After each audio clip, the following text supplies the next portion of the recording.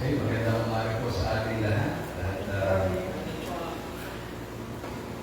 ako po na tumayo po na ang lahat para po sa kababasan ng ating Holy Scripture na ating po kinuha mula sa Aklat ng Mga Hukbo. Babasahin ko po ito sa ESV version, English Standard Version, sa Judges chapter 17 and 6 and 21 and 25, isa lang po ang binabanggit dito. Ang sabi dito sa Judges 21-25, in those days, there was no king in Israel. Everyone did what was right in his own eyes. Purihin po ang salita ng Diyos. Let us pray. Father God, as we speak your holy word before this congregation, Lord, I ask for your guidance. I-enlighten niyo, Panginoon, kami sa inyong po banal na salita. Patuloy na dalangin namin na ang mensahe ninyo ay maabot, makaabot, Panginoon, sa maraming tao, Panginoon, sa pamamagitan po itong live stream nito at maging sa amin po YouTube channel. Wala kami ibang tinataas sa araw na ito, kundi kayo lamang, patuloy na pagpalain niyo ang inyong banal na salita ng aming pagpaparalan. Sa ngalan po namin, Panginoong Jesus. Amen. Tayo po makakaupo na.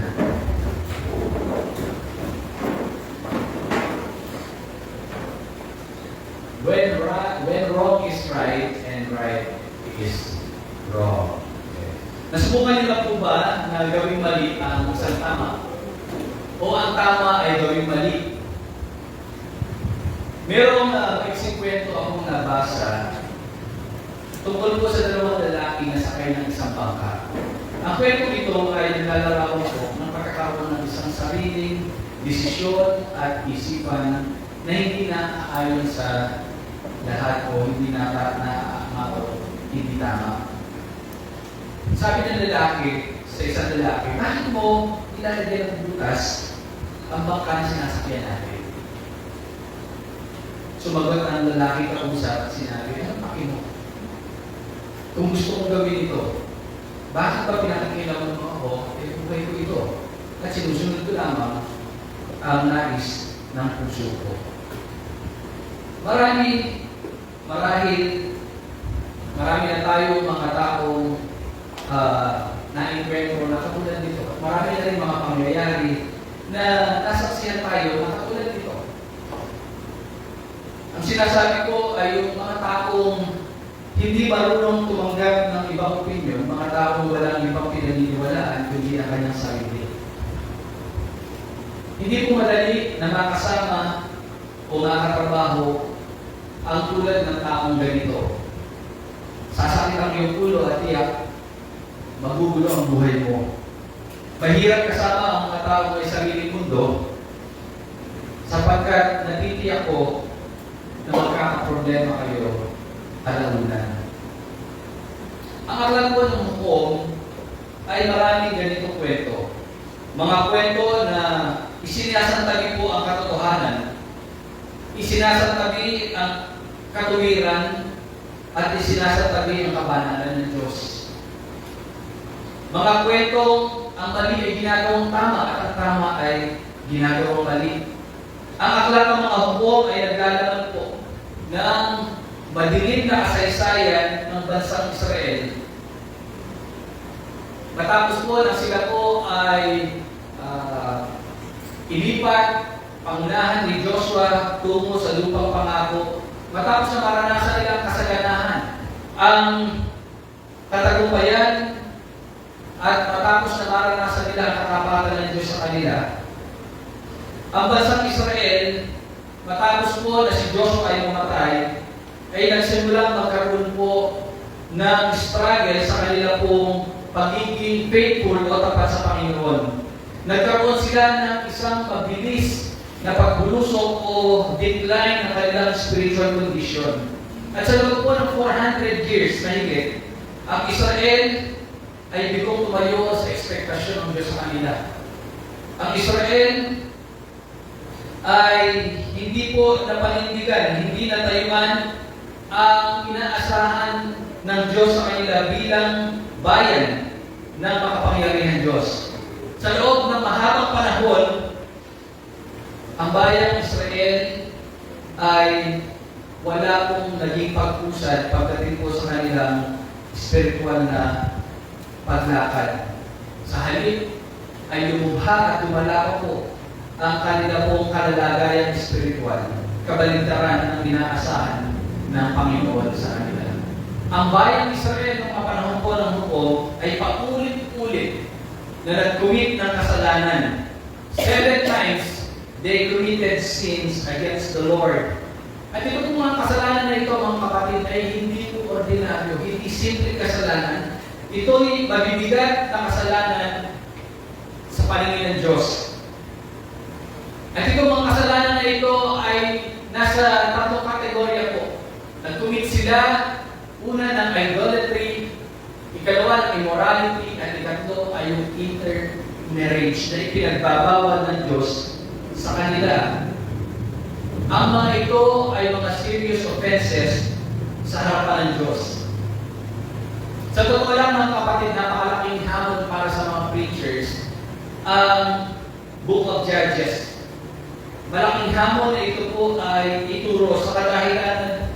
Ang kwento po dito sa aklat ng mga hukom ay hindi po nakaka-encourage. Hindi nakapagbibigay ng kalakasan. Ang mga kwento dito, ang makikita mo ay puro negatibo. Yung pagkalimot nila at pagkalimot nila sa Diyos, yung kanilang paglala ng kanilang spiritual na kondisyon, iyan po halos ang makikita mo sa kanila.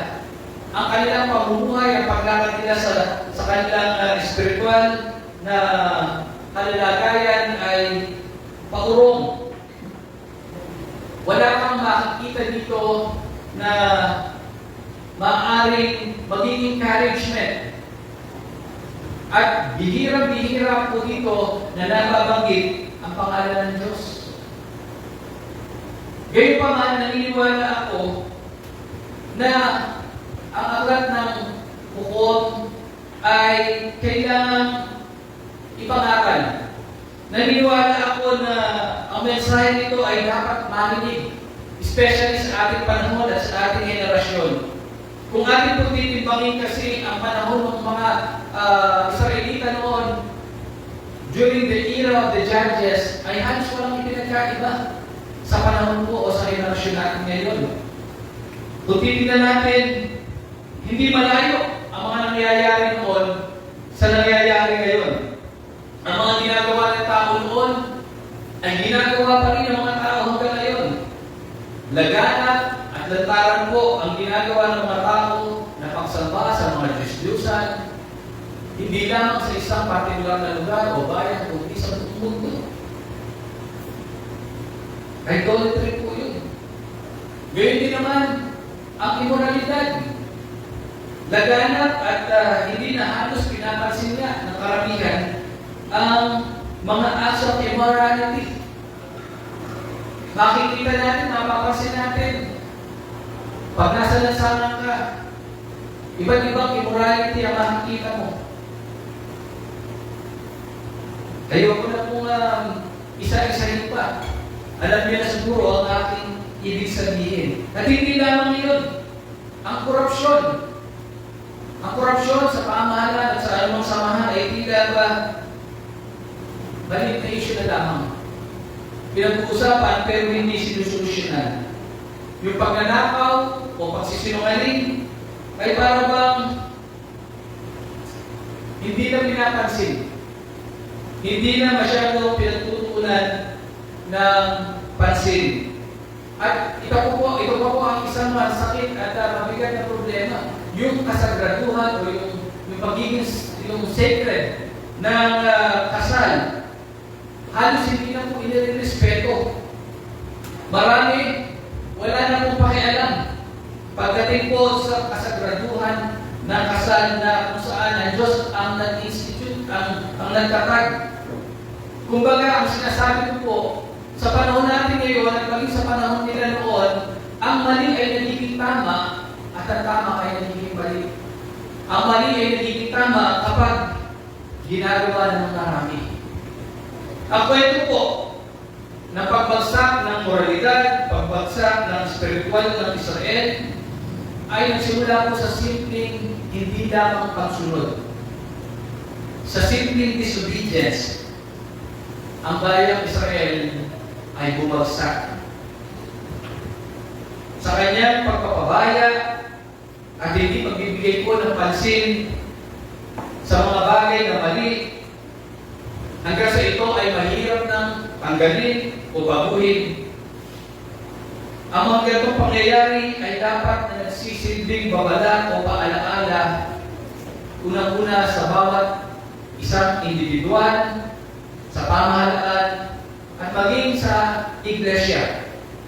Ito ay paalaala na ang pagkalimot sa Diyos o ang pagkalimot sa Diyos ay mauuwi lamang sa isang malakid na katibuan o failure. Ang laban po ng bawat isa sa kasalanan ay hindi pa natatapos. Ang laban po sa mga gawaing makamundo ay hindi pa nagwawakas. Hindi dapat na maging complacent tayo o pabaya tayo o maging takad tayo pagdating po sa ating spiritual walk dahil natitiyak po na without a warning, maaaring matulad din po ang sinuman sa atin o ang ating iglesia sa mga Israelita noon at baka makuwi ito sa mga katulad na nangyari po sa panahon ng hukom sa Israel. Siguro tatanungin nyo, ano ba yung nangyari noon sa panahon ng Israel? So sa mga hindi pa po nakabasa ng aklat ng hukom, konting background lang ang ibibigay ko po sa inyo. Pero mas maganda, basahin niyo po at marami po kayo madidiscover. Noong panahon po ng mga hukom sa Israel, ang bayang Israel ay walang direksyon. Ito yung bayan na lumalakad, subalit wala pong pinatutunguhan. Wala pong pag-usad, walang development, walang mahalagang pangyayari, no significant changes ang naganap sa kanila. Puro negatibo ang pangyayari po sa buhay ng bawat isa doon at paging sa bayan ng Israel. Wala pong tumatayong leader noon. Wala silang hari, wala silang general, wala silang propeta na maaaring magbigay ng salita ng Diyos para sundin nila. Wala po sila nun. Matapos na si Joshua ay mamatay, wala na pong humalit sa kanya para pangunahan ng bayan ng Israel sa lupang pangako doon sa promised land. Bakit? Sapagkat ang nais ng Diyos ay mismo siya na ang kanilang maging hari. Yung tinatawag na theocracy. Ang problema sa mga Israelita hindi po sila kasi nakatingin sa Diyos. Kaya po dumating sa punto na kung saan ang mga Israelita nagdidiman sila sa Diyos. Gusto namin ang hari. Yung hari na nakikita namin, yung hari na katulad ng ibang bayan, ibang bansa na nakikita. Hindi po yun ang idea ng Diyos sa kanila. Ang gusto ng Diyos sa kanila ay magtiwala sila. Sumampalataya sila. Kahit hindi nakikita nila ang Diyos, ang nais ng Diyos, sumampalataya sila sa Kanya bilang hari at bilang Panginoon. Subalit hindi po yan ang nangyari sa kanila noon. Kaya, ang nangyari po, ay nagkaroon sila ng spiritual degradation. Na-degrade ang kanila pong spiritual. Wala silang general, wala silang military general, wala silang hari, wala silang propeta. Wala po silang mga ganun. Meron silang mga pari, subalit itong mga pari na ito at nagsisilbi sa templo ay hindi naman po itinuturo yung kautusan ng Diyos sa kanila. Hindi nila ipinaalala yung mga magagandang bagay na kanilang tinatamasa o ibinigay sa kanila ng Diyos noong panahon na sila po ay nasa pagkaalipin. Hindi po ibinabalita o hindi pinapahayag, hindi pinapaalala nitong mga pari na ito sa mga Israelita yung kanilang covenant sa Diyos, yung kanilang kasunduan at maging yung mga ipinangako ng Diyos sa kanila. At ang naging resulta po ng kapabayaan na iyan ay ang buong Israel, ang bawat mamamayan ng Israel, ay nagkaroon po ng tinatawag na self-righteousness. Na sa tingin nila, sila ay mataas, sila ang tama. At ayaw nilang magpailalim kahit kanino. Parang ang dating ay, I am the master of my soul. Ganun po ang dating. Ang resulta nito, naligaw sila sa katotohanan, nawala po yung paggalang nila sa kautusan ng Diyos, at ang nangyari, naging self-centered sila, at binigyan nila ng importansya, yung sarili nila, kagustuhan, yung hilig ng kanilang mga katawan, nabulag sila sa katotohanan. Iyan po ang problema kapag ang isang tao o isang bayan ay nakalikot sa Diyos at ang inuuna ay ang kanyang sariling kagustuhan. Kapag hindi na niya kinikilala ang Diyos bilang kanyang Panginoon o Master, iyan po ang panganib na maaaring mangyari sa iglesia o kaya sa Kristiyano. At yan po yung nakikita natin sa mga nangyari po noong panahon po ng hukom. Imagine, 400 plus years po. Ganun, paulit-ulit din po ang nangyayari sa kanila. At sa tuwing sila po ay patawag naman sa Diyos, ay Diyos ay laging nagre-rescue sa kanila. Pero pagkatapos ng babalik sila. Itong mga tao po na ito, itong mga Israelita na ito, mga panahon na yun, masasabi mo na talagang walang utang na loob. Masyadong mataas ang tingin nila sa sarili nila. Kaya po nasabi po diyan ng sumulat, in those days, there was no king in Israel. Everyone did what was right in their own eyes. Ginagawa nila ang anumang bagay na sa tingin nila ay tama. May nagtanong po sa atin, bakit mahalagang pag-aralan natin ang aklat na hukom dito po sa ating panahon? Ang dahilan ay sapagkat ang pangyayari nga po ng panahon na yun ay nangyayari din po sa ating panahon ngayon. Maraming mga tao at grupo tinatangkilin po at sinasangayunan ang pagsaba sa mga Diyos-Diyosan.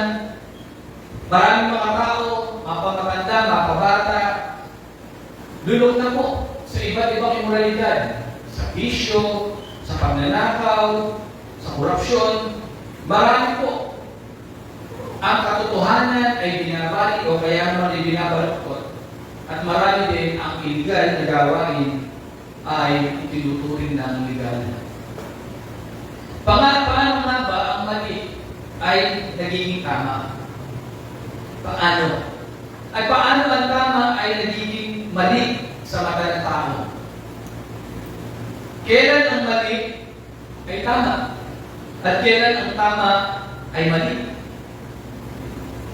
Ang tanong ko, tama ba ang magnakaw para tulungan lamang ang naghihirap? Tama po ba yun? Hindi. Subalit, bakit maraming tao tanggap nila si Robin Hood? Bakit natatanggap nila ang kamalian ng pagnanakaw? Tama bang gamitin ang isang tao para sa sariling pag-unlad o kapakanan? Mali, di po ba? Bakit marami ang gumagawa nun kung ito ay mali? Tama ba na ang isang lalaki ay igigit niya na siya ay isang babae? Na ang isang lalaki ay magsusuot ng damit pang babae? Dahil sa sinasabi niya na ito ang kanyang nararamdaman, ito ang kanyang pakiramdam na siya ay babae. Tama po ba yun? Mali.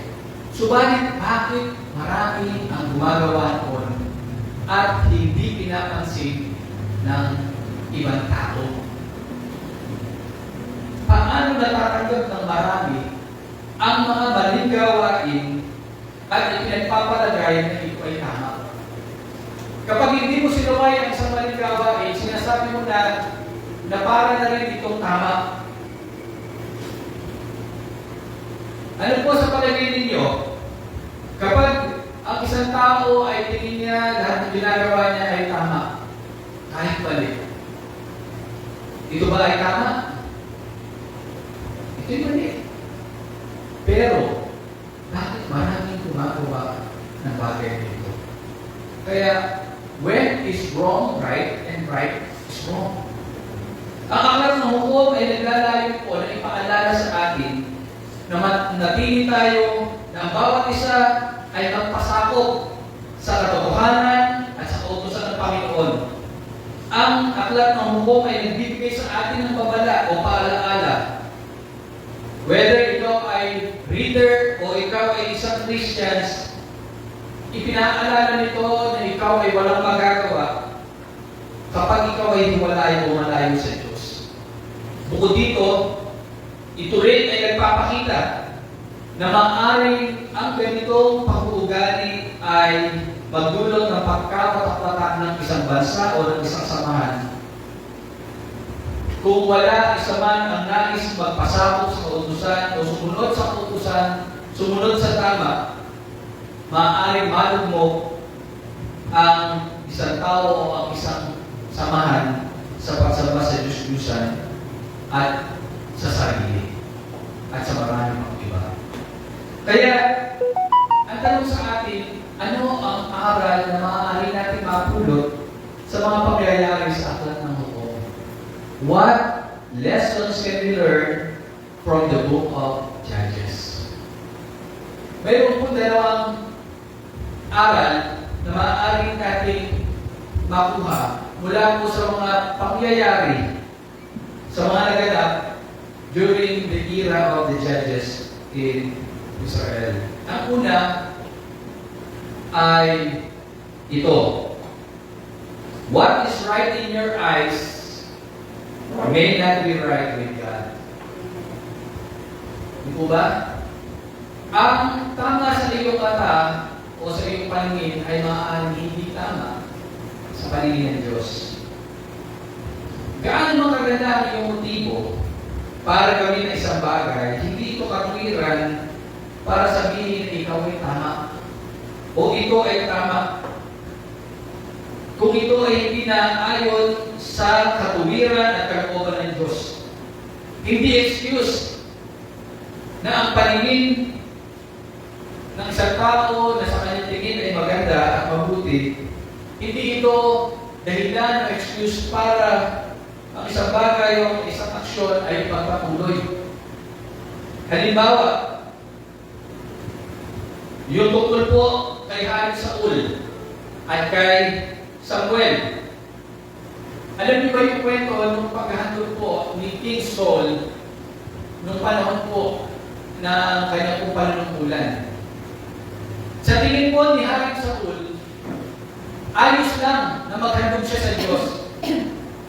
Dahil naiinit na siya.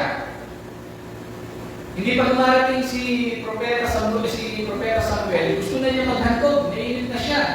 Kasi nasa digmaan po sila. Gusto na niyang matapos yung digmaan, gusto niya matiyak yung kanyang tagumpay. Ang sabi ng Panginoon, maghahandog si Samuel. Bigyan siya ng panghandog, siya yung maghahandog. Ano po ginawa ni Apostol? Ano po ginawa ni Hari Saul? Pinamunahan niya.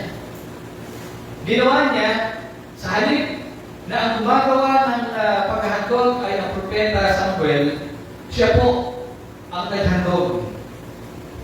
Mabuting bagay ang paghahandog dito ba? Ito ay isang parangal na gawain. Subalit hindi nagiging maganda at hindi nagiging tama kapag hindi po naaayon sa kalooban ng Diyos. At dahil doon, ano nangyari po kay King Saul? Sa ginawa niya na yun, nagalit ang Diyos, nagalit si Propeta Samuel sa kanya, at dahil doon, nabigo po siya. Maaaring tama o mabuti sa paningin ni Hari Saul ang bagay na kanyang ginawa, subalit hindi ito tama sa paningin ng Diyos. Ganun din naman kay Cain, na anak ni Adan at ni Eva. Na sa tingin niya, ang kanyang inihandog sa Diyos mula sa kanyang inani ng mga prutas at at mga gulay ay magiging katanggap-tanggap sa Diyos. Hindi po masama ang maghandog, ang mag-aalay sa Diyos. Subalit hindi yun ang gusto ng Diyos. Ang nais ng Diyos ay magandang siya ng isang perpektong tupa. Papatayin. At iyon ay susunugin upang maging katanggap-tanggap. Subalit, hindi ba po ni Cain ang kanyang handog sa halip na sumunod sa Diyos, sa tingin niya, ito yung mabuti, ito yung tama. Subalit, hindi po tinanggap ng Diyos. At dahil doon, naging masama po ang kalooban niya. Hindi tinanggap ng Diyos ang kanyang po handog. Ngayon din, dinagdag ko na rin si Eva. Na kung saan sa tingin niya, napakaganda nitong bunga ng karunungan na nagsasabi ng mali at tama. Sa kanyang paningin ay napakaganda ng bunga na ito, kaakit-akit, masarap kainin. Kaya, ano po ginawa niya? Sa tingin niya, tama. Nakainin lamang dahil siya po ay natukso. Subalit, yung po ba ang sinasabi ng Diyos? Hindi. Kaya ano po nangyari sa kanya? Maaaring maganda sa paningin niya, maaaring sa tingin niya, ito ay mabuti o kaakit-akit, subalit hindi po sa mata ng Diyos. Ganyan, may nangyari po, may pangyayari din dito sa Book of Judges na kung saan itong nanay po ni Micah, hindi po si Propeta Micah, ay nagmamayari ng 1,100 pilak, pirasong pilak. Itong 1,100 pilak na ito na tinatabi po niya, ninakaw ng anak niya si Micah. At nung makalaman niya ninakaw ito ni Micah, ninakaw ito, hindi pa niya alam na yung anak niya ang nagnakaw. Isinumpa niya yung sino mang nagnakaw na ito. At nung malaman ni Micah na may sumpa na yun, ibinalik niya. At ginawa po ng kanyang nanay sa pagbabalik niya yun, pinuri pa niya. Masahalip na kung dinahin at parusahan ay dinaspasan pa niya. At alam niyo po ang ginawa niya, sa tingin niya, akala niya siya ay worshiper ng Diyos, ibinigay niya yung 1,100 pieces of silver para gawing idol nitong anak niya. Sa tingin niya, iyon ay tama, pero iyon ay mali. What is right in your own eyes may not be right with God. Kailan lang po, ang dami pong mga sumama doon sa pista ni San Pedro. At marami doon, titiyak ko, iniisip nila, ito ay ang paraan ng kanilang pagsamba. Ito yung paraan ng pag-worship nila sa Diyos. Nagiinuman sila habang nagtitipan, nababasa, nagsasayaw na parang nasisiraan ng pagit. Sa tingin nila, iyon ang katanggap-tanggap, iyon ang mabuti, iyon ang tama. Subalit, hindi po yan sinasabi ng Biblia. Kung susukatin natin yan sa salita ng Diyos, hindi po yan tama. It may be good in their own eyes, but not in God. So yan po ang problema ng karamihan sa atin.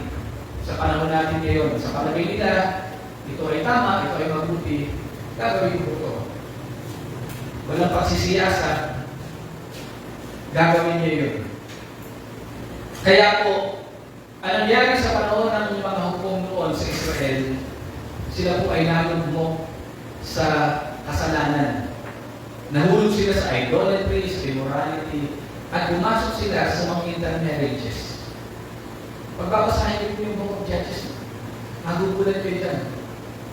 May mga kwento diyan na kung saan yung babaeng ginamrate ay pinagpira-piraso at ibigay yung bawat piraso ng katawan sa bawat tribo.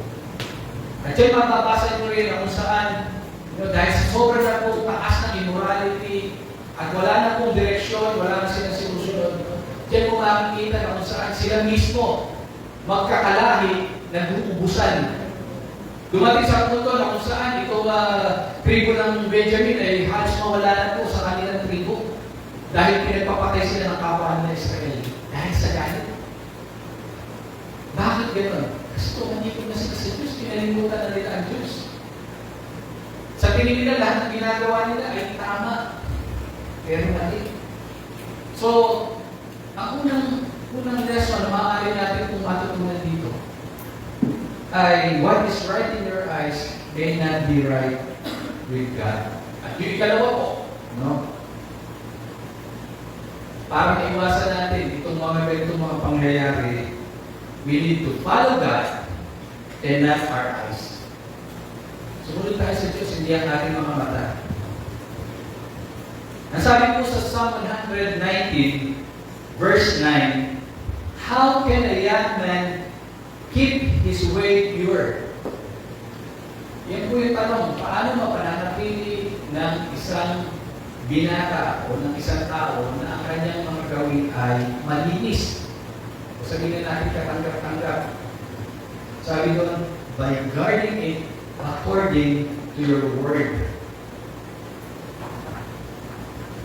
Ang susi para mapanatili na nasa tamang daan at desisyon ay ang pagbabantay sa sarili sa pamamagitan ng banal na salita ng Diyos. Mali po ang lagi sinasabi ng karamihan. Madalas narinig ko sinasabi ng marami, basta sundin mo lang yung puso mo. Ang mahalaga, kung ano yung tinitibok ng puso mo.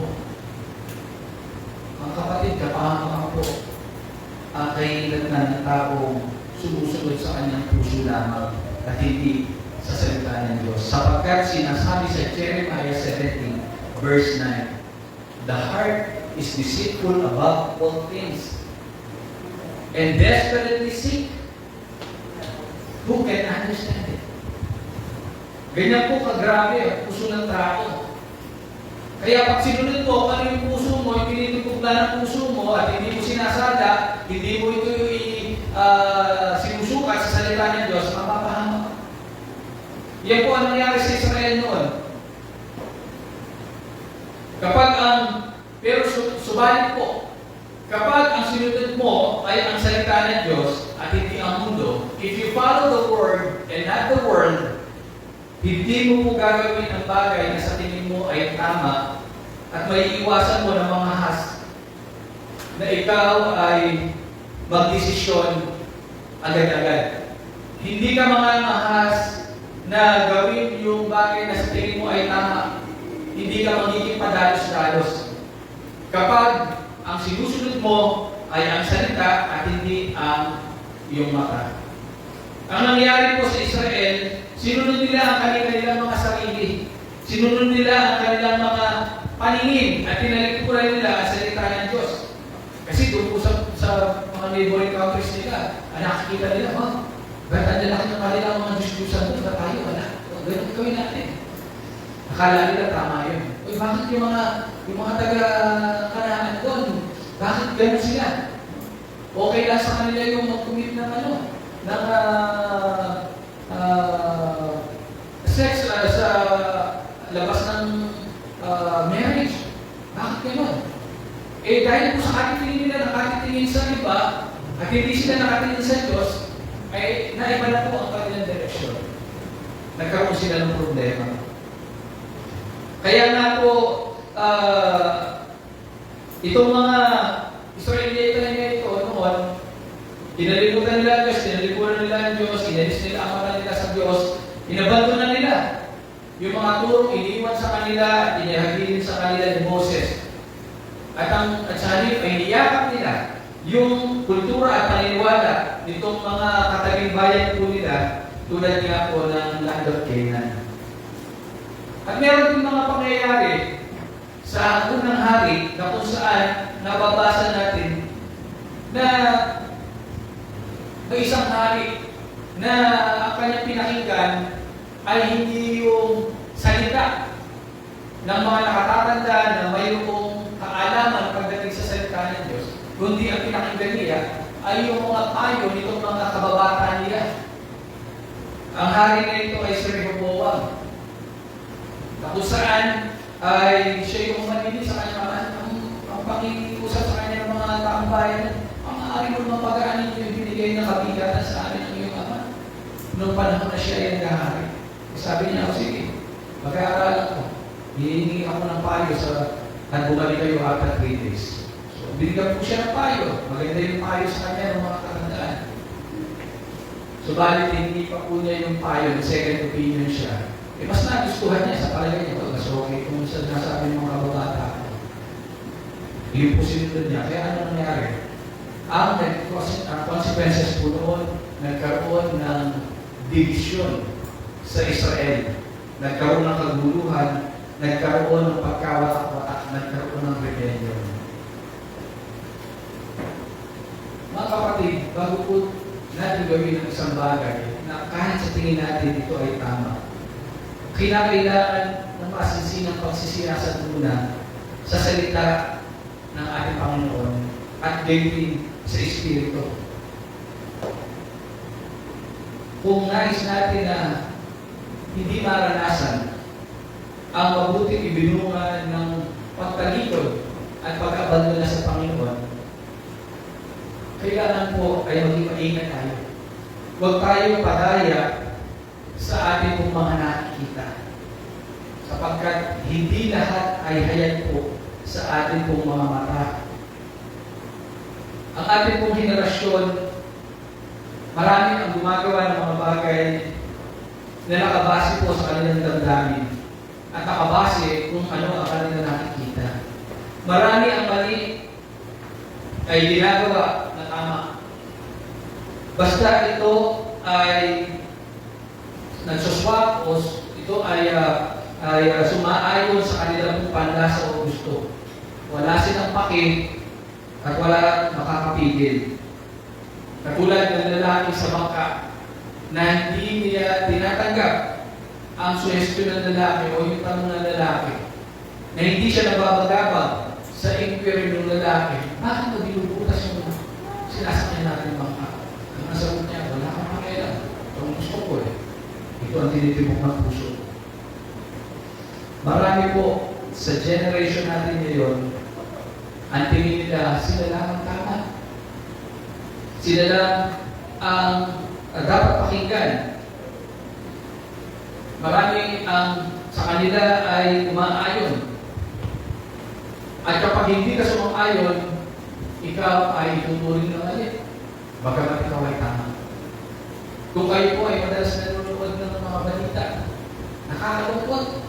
Kahit yung mga bata na wala pang luwang sa buhay, wala pang naabot sa buhay, kung magsalita sila laban sa ibang tao, ito ang tama, ito pinaglalaban namin. Kala mo pong narating na nila yung mga experience na narating ng ibang tao. Ganyan po ang nangyayari. Kapag ang isang tao ay nagmamalaki at ang isang tao ay sa diniliya, ay tama ang kanyang ginagawa ng walang pagsisiyasat, walang pagkumpara sa salita ng Diyos. Ang paningin po ng tao, hindi katulad ng paningin ng Diyos. Maraming bagay ang nakikita ng mata natin. Subalit, hindi tiyak kung ito nga ba ay tama o mali. Kapag pinahiran natin ang ating mata sa ating mga decision making, malaki ang chance na tayo po ay sumablay o hindi magtagumpay. Subalit, kung ating susundin ang sinasabi ng Panginoon, natitiyak ko na hindi po tayo magkakamali o mapapahamak. Ang nais ng Diyos para sa bawat isa sa atin ay matutunan natin na mabuhay ng tama at mabuhay tayo na may pagsunod sa Kanya. Makapamumuhay lamang tayo ng tama at makapagdidesisyon lamang tayo ng tama. At matitiyak lamang natin ang tama ay tama at ang mali ay mali kung ito ay naaayon sa salita ng Diyos. Kung ito ay sinasabi ng Diyos. Sapagkat ang Diyos ang katotohanan. At ang nais po ng Diyos, mga kapatid, sa bawat isa sa atin ay maging modelo tayo. Maging modelo tayo ng kabutihan at kaayusan sa pagsunod. Kaya, unahin po natin ang Diyos. God first. Unahin natin ang Diyos sa lahat po ng ating desisyon, sa lahat po ng ating gagawin. At natitiyak ko na hindi po tayo mapapahamak o papalpak. Mga kapatid, meron ba tayong mga desisyon na hindi natin ipinasusuri sa Diyos? Madalas ba natin ginagawa ang bagay na ito? Meron ba tayong mga dapat baguhin sa ating pong mga nakagawian matapos natin marinig ang salita ng Diyos? Nagagawa ba natin minsan na gawing tama yung mali at yung mali ay tama? Mga kapatid, ito yung pagkakataon na kailangan nabalikan natin kung ano yung sinasabi ng Diyos. Nakalimutan natin ang ating mga sarili. Ito yung panahon na kung saan ay bumalik tayo sa salita ng Diyos. Upang sa ganon, matiyak natin na tayo ay nasa katotohanan at tayo ay nasa tama. Amen? Amen. Sige po tayo manalangin. O takinan Diyos, aming Ama, kaya nga po ng sabi ng aming Panginoon, I am the way, the truth, and the life. Ang aming mga buhay ay utang namin sa iyo, Panginoon. Kayo ang aming manunubos. Kami po ay humihingi ng kapatawaran kung may mga pagkakataon na nakakalimot kami at hindi kami nakasusunod sa inyong kalooban. At ang aming ginagawa ay ang aming mga sarili ang inuuna. Patawarin niyo kami, Panginoon. Patuloy niyo kami turuan ng inyong pong salita. Turuan niyo kami sa katotohanan. Turuan niyo at gabayan kami ng inyong pong banal na salita sa buhay na ito. Upang sa ganon, sa aming paglakad ay tunay na manuwalhati at maitaas ang inyong pong dating pangalan. Salamat po, Panginoon. Minsan pa, sa inyo po ang lahat ng kapurihan at parangal. In Jesus' name, Amen. Amen.